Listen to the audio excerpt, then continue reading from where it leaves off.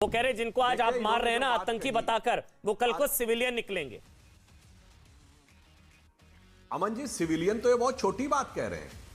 अरे इनके लिए तो जो सर्वोच्च न्यायालय से सजा याफ्ता था, अफजल हालात का मारा था, याकूब मेनन की जुडिशियल किलिंग हुई थी, बुरहान वानी भटका हुआ नौजवान था, इतना ही नहीं था, इशरत जहां तो बिहार की बेटी थी, हाफिज तो साहब था, ओसामा तो जी था।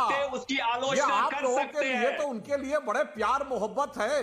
अरे ये सारे लोग जो आतंकवाद में मुलव्विस हैं, आपके तो लगते जिगर और रश्के नजर हैं, ये सबको समझ में आता है जनाब।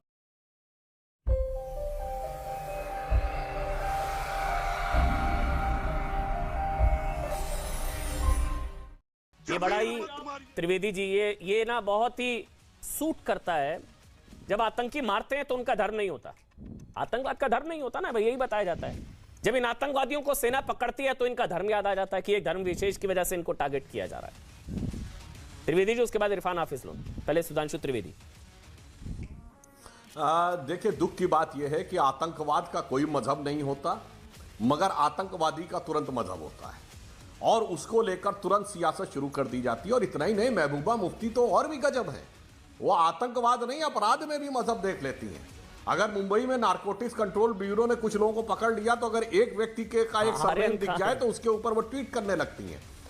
मगर यहां पर उसमें खान दिखते ही उनको तुरंत अलग प्रकार का अनुराग जागृत हो जाता है। और यहां पर बताइए, अब ये मैं कहना चाहूंगा, जो महबूबा जी की पार्टी के प्रवक्ता बोल रहे हैं कि लखीमपुर में जो मारे गए वो तो किसान नहीं सिख हो गए, और यहां जो मारे गए वो सिख हैं, जवान नहीं है। वाह भाई वाह, यहां पर दिल में कोई दर्द नहीं हो रहा है और वहां पे सारा दर्द हो रहा है। इसलिए मुझे इस बात का बहुत दुख होता है। और अमन जी, मैं याद दिलाना चाहता हूं, आज अगर कश्मीर है, मैं बिट्टा जी की बात का समर्थन करता हूं। आपको पता है यही अक्टूबर का महीना था, 27 अक्टूबर 1947, जब श्रीनगर एयरपोर्ट के ऊपर भारत की सेना उतरी थी और उसने एयरपोर्ट को कंट्रोल में लेकर कबायलियों से बचाया था। कौन उतरा था? सिख रेजिमेंट के जवान उतरे थे डकोटा प्लेन से। सिखों ने उस समय एक महत्वपूर्ण भूमिका सिख रेजिमेंट ने निभाई थी इस कश्मीर को बचाने में। और दुख की बात है, हर वक्त जी सुनिए, सन 47 से पहले सिखों की सबसे बड़ी आबादी किस शहर में थी? लाहौर में। और देखते देखते 4 साल में गायब हो गए। 30-35% आबादी थी सिखों की लाहौर में, हिंदू सिख मिला के 2/3 थे, और 4 साल में मार दिए गए, खत्म कर दिए गए। और आपकी नेता कहती पाकिस्तान से बात करो। गजब है भाई, गजब है भाई। उसके बाद भी आप कह रहे हैं बड़ी भक्ति भाव की बात कर रहे हैं। लखीमपुर याद आ रहा, लाहौर क्यों नहीं याद आता भाई? चिटी सिंहपुरा के जो कातिल थे, जिन्होंने भी मारा 37 सिखों को, उनका कत्ल। आज सुपिंदर कौर के बारे में एसआईटी बिठाइए, दिखाइए। नहीं, एसआईटी क्या, आतंकियों को ठोक रही है सेना, और क्या चाहिए? चिट्टी सिंहपुरा की घटना कब हुई थी? चिट्टी सिंहपुरा की घटना कब हुई थी? सन 2000 में। उसके बाद कितनी बार आपकी सरकार रह चुकी है? क्या किया? खुद मियां फजीयत, दूसरों को नसीहत। अरे अपनी सरकार में क्यों नहीं किया भाई? कैसे हुआ? अरे ये बताइए, आपकी सरकार 2000 के बाद कई बार रह चुकी है।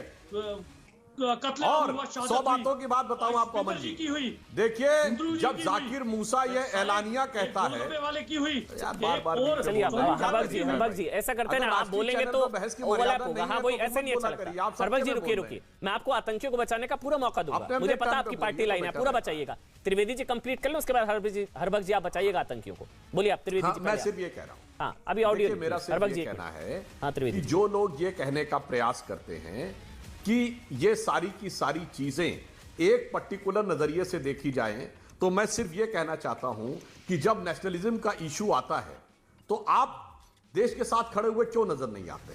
आप हमेशा कश्मीर को सेपरेटिस्ट करने वाली बात के ऊपर क्यों नजर आते हैं? हमने जब जाकिर मूसा एलानिया कहता है कि ये कोई कश्मीरियत की लड़ाई नहीं, ये इस्लामी खलीफत की लड़ाई है, आपके किसी नेता का बयान हो उसके खिलाफ तो बताइए। ISIS के झंडे दिखते हैं, कोई नेता का बयान हो उसके खिलाफ तो बताइए। जब मसर्रत आलम ये नारा लगाता था मेरी जान पाकिस्तान पाकिस्तान, उसके खिलाफ कोई बयान हो तो बताइए। उसके बाद आप आकर यहां भाषण देने लगते हैं। इसलिए मैं कह रहा हूं, और चिंता मत करिए, ये मोदी जी की सरकार है, अमित शाह जी गृह मंत्री हैं। अमा मियाँ, हम लोगों की तरफ एक कहावत होती है, अमा मियाँ वो दिन लद गए जब उस्ताद लल्लू का फाख्ते उड़ाया करते थे। बहुत दिन फाख्ते उड़ा लिए आप लोगों ने, और उन 2-3 परिवारों ने जिन्होंने कश्मीर पे राज किया, अब कश्मीर के हर आम को, हर आवाम को वो सारी सुविधाएं मिल रही हैं जिनसे उनको आज तक महरूम रखा गया था। इसीलिए कश्मीर बदल रहा है और यही इस बात का प्रमाण है कि खिसियाहट और बौखलाहट में जाकर वो ये ज़र-रैयत कर रहे हैं, क्योंकि पिछले लंबे समय से वो कश्मीर में कुछ भी करने में सफल नहीं हुए। और पिछली सरकार में, एक लाइन और कह दूं साहब, पिछली सरकार में जानते क्या था? उनका जलवा और उनकी रेंज कहां तक थी? सिर्फ कश्मीर नहीं थी। पिछले 10 साल में कहां कहां धमाके होते थे? गुवाहाटी में धमाके, हैदराबाद में धमाके, बेंगलुरु में धमाके, नागपुर में धमाके, जयपुर में धमाके, पटना में धमाके, गया में धमाके, लखनऊ में धमाके, बनारस में धमाके, दिल्ली में धमाके, चंडीगढ़ में धमाके। अब धमाके सिमट कर आ गए हैं कश्मीर के 3 जिलों में, और उसमें भी अब दम घुटने लगा है। इसलिए अब मासूमों पे करने लगे। चिंता मत करिए, हमारी सरकार उनको भी उनके इरफान हाफिज लोन अगर इनको छोड़ दिया, यही नहीं, अभी और सुनिए। जो इंस्पेक्टर अयूब पंडित, यस, लेफ्टिनेंट फैयाज और भारतीय सेना का जवान औरंगजेब जो आतंकवाद की गोलियों से मारा गया, कितने गए पीडीपी के नेता उनके घर पे? कितनों ने छाती पीटी? कितनों ने ट्वीट किया? बताइए।